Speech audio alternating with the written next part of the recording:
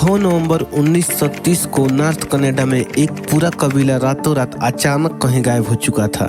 नमस्कार दोस्तों, स्वागत है फिर से आपका एक और वीडियो में। कनाडा के दूर दराज इलाके में मौजूद यह वह जगह है जिसके किनारे पर एक छोटी सी पत्ती में एस्किमो नामी ट्राइब रहता था। इसमें करीब 100 से 150 लोग रहते थे जो इस लेक से मछलियां पकड़कर अपना गुजारा करते थे। यह वही नूट कनाडा का एरिया है जहां हजारों नहीं बल्कि लाखों स्क्वायर किलोमीटर के एरिया पर सिर्फ चंद हजार लोग ही रहते हैं। यह एक ताजा तरीन दिन था जो शिकार में हुआ इस कदर बिजी हो गया कि उसे पता ही नहीं चला कि कब रात हो गया। उसके दिमाग में एक आइडिया था कि वह पहले की तरह उसी कबीले में जाकर रात गुजार लेगा। इस कबीले के लोग बाहर से आए हुए लोगों की खातिरदारी के लिए काफी मशहूर थे, लिहाजा जो ने अपना सामान बांधा और एस्किमो की तरफ कदम बढ़ाने लगा।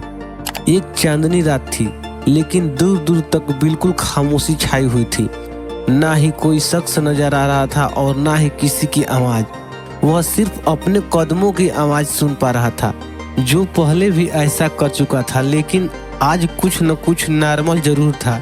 पहले उस बस्ती के करीब पहुंचता तो कुत्ते की आवाज आने लगती थी, जो कि बस्ती वालों ने ही पाल रखे थे।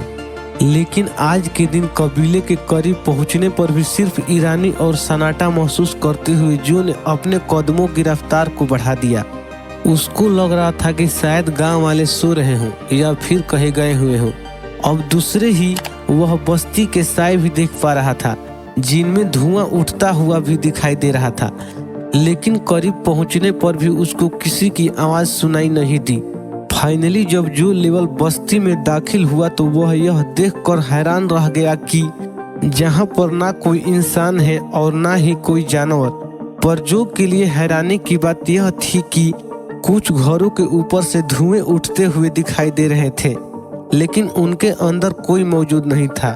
मौका था शायद जो यह सारा मंजर देख के अनदेखा करके वहां से चला जाता, लेकिन एक चीज ऐसी थी जिसने जो को और परेशानी में डाल दिया। कुछ घरों में खाना पकाने वाले बर्तन चूल्हे के ऊपर मौजूद थे, लेकिन वह खाना जल चुका था। यानी किसी ने रात के लिए खाना बनाने के लिए ऐसा कहा तो था, मगर वह खा ना सके। यहाँ तक के बस्ती की औरतें जो कपड़े सिलाई करती थी, वह कपड़े भी वहाँ था और सुई में धागा भी डाला हुआ था। ऐसा मालूम हो रहा था कि शायद बस्ती के लोग आज ही यहाँ से गए हैं, पर आखिर गए कहाँ? जो ने पूरी तलाशी लेना शुरू कर दी। उसने देखा कि जो कबीले के लोग कुत्ते पाल रखे थे, उनके गले में रस्सी बंधी पड़ी थी, लेकिन भूख से मर चुके थे। हालांकि कुत्तों के सामने खाना भी मौजूद था, पर खाना देने वाला उनको वहाँ कोई मौजूद नहीं था। एक जगह पर उसको एक कब्र खोदी हुई दिखाई दी। इस कब्र को देखकर ऐसा मालूम हो रहा था कि इसको खोदे हुए ज्यादा टाइम नहीं हुआ होगा। यह सब देखकर जो बैल की परेशानी और ज्यादा बढ़ चुकी थी और रात के वक्त अकेला यह सारा मंजर देखकर काफी घबरा चुका था। यहाँ के लोग जब कहीं कभी भी जाते हैं तो अपने साथ अपने कुत्ते जरूर रखते हैं, लेकिन यह सब देखकर ऐसा मालूम हो रहा था कि शायद यहाँ कुछ अजीब हुआ है। कोई ऐसी अनहोनी हुई है जिसने लोगों को यहाँ से जाने पर मजबूर कर दिया है। इतना मजबूर कि वह अपने कुत्ते भी छोड़कर कपड़े, खाना और जलती हुई आग को भी बुझा ना सके। जो बैल ने यह सब कुछ देखकर ज्यादा देर तक बर्दाश्त न कर सका और जल्द जल्द करीबी टेलीग्राफी ऑफिस पहुंच गया। वहां उसने रॉयल कैनेडियन माउंटेन पुलिस के कैंप पर फोन किया और उनको आंखों देखा हाल बयान कर दिया। पुलिस गांव में पहुंची तो जो बैल ने जो कुछ बताया था वह सच साबित हुआ। पुलिस को शक हुआ कि शायद यहाँ किसी ने हमला किया है और बस्ती के सारे लोगों को मार दिया है। लेकिन अगर ऐसा होता तो बस्ती में कहीं तो खून के निशान मिलते ही मिलते।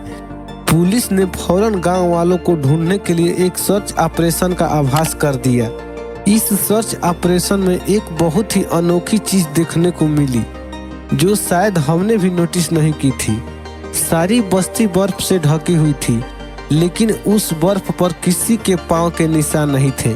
वहां सिर्फ एक ही इंसान के पांवों का निशाना था, वह था जो लेवल का। यानी अगर इस बस्ती में जो के अलावा कोई नहीं आया तो ये लोग कहाँ गए। बस्ती के कबीले सारे बर्फ से ढके हुए थे, क्योंकि इस मौसम में मछलियों का शिकार नहीं होता। इस वजह से कश्तियों को जमीन पर खींचकर पार कर दिया जाता था। बस्ती वाले लेक में तैरकर कहीं जाते या उनको किसी ने मारकर रेंट में फेंक दिया होता तो लेक के ऊपर बर्फ की रेल कहीं न कहीं जरूर टूटी या बिखरी हुई होती। पुलिस को इन्विटेशन में यह भी मालूम पड़ा कि यह लोग जो के यहाँ आने से 8 दिन पहले ही गायब हो चुके थे। कुत्तों की मौत 1-2 रोज भूखा रहने की वजह से नहीं होती और घरों से निकलने वाला धुआं इस बात की निशानी थी कि इनको यहाँ से गए ज्यादा दिन नहीं हुआ, क्योंकि कुछ लकड़ियों से धुआं आज भी निकल रहा था। पुलिस वालों के सामने ढेर सवाल आते, लेकिन जवाब एक भी नहीं। कई महीनों के ऑपरेशन के बाद पुलिस ने आखिरकार इस केस को अनसोल्ड का ठप्पा लगाकर हमेशा हमेशा के लिए बंद कर दिया और वक्त के साथ साथ लोग भी इसको भूल गए। लेकिन 50 सालों के बाद 1984 में प्लांट अनामी राइडर्स ने एक आर्टिकल लिखा और इस पूरे मामले को एलियन से जोड़ने की कोशिश की। उन्होंने अपने आर्टिकल में बताया कि जब वह लोग इस एरिया को एक्सप्लोर करने एनजीटी नीलेश के पास गए तो उन्हें वहां एक शिकारी और उसके 2 बेटे मिले। उन्होंने बताया कि उन्होंने झील के ऊपर उड़ते हुए कुछ ऑब्जेक्ट्स देखे, जिनसे ये साबित होती है कि शायद उस रात एलियंस उतरे थे और बस्ती में मौजूद सभी लोगों को अपने साथ लेकर चले गए। एलियंस की मौजूदगी और उनके हमले का इन दोनों राइडर्स के पास कोई सबूत नहीं था, इसलिए ज्यादातर लोगों ने इस पर यकीन नहीं किया और इस दूरी को रिजेक्ट कर दिया। इसके बाद कई लोगों ने एस्किमो कबीले की खूबसूरती के बारे में अलग अलग कहानियां बनाना शुरू कर दी, लेकिन हकीकत यह है कि इस मामले को 100 साल होने को है, मगर आज तक इस सवाल का जवाब किसी के पास नहीं है। क्या फिर एनजीटी नीले की बस्ती के लोग बिना किसी निशाना के चले कहाँ गए? एस्किमो कबीले के गायब होने का मामला आज तक एक इतिहास बना हुआ है कि आखिरकार कबीले के लोग कहाँ गए।